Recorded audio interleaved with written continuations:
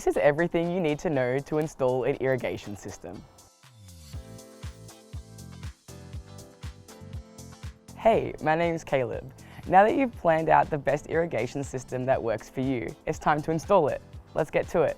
Firstly, attach your timer to the closest hose outlet. This will help with turning your irrigation system on.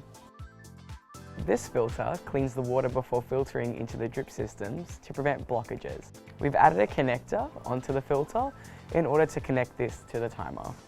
Now that our filter is in, we'll need to ensure that our poly pipe is cut to the correct size and attached to the elbow. Make sure the pipe goes right to the end. Slide the clamp in and clip it into place.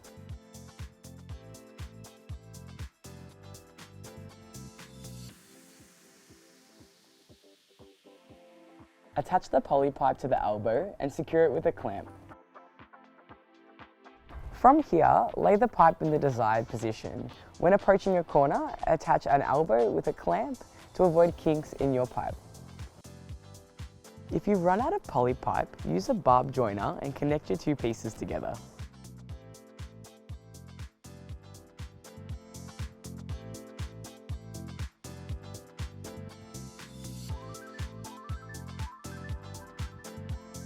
If you're wanting water to flow in both directions, attach a Barb Tee.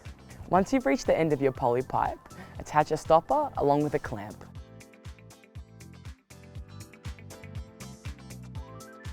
To secure the pipes, use irrigation pins.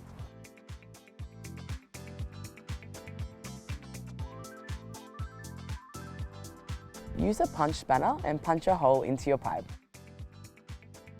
With your riser, attach the sprayer, twist and push it into the pipe. Ensure that your sprayer is facing the right way. If you're going with a drip system, measure the length of the 4mm poly pipe and attach the dripper to the end.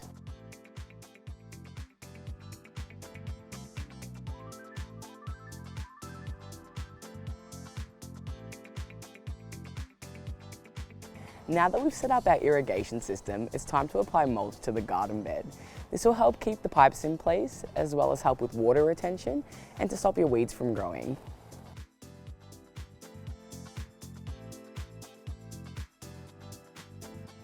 Now all that's left to do is test the system and make sure that everything is in good working order.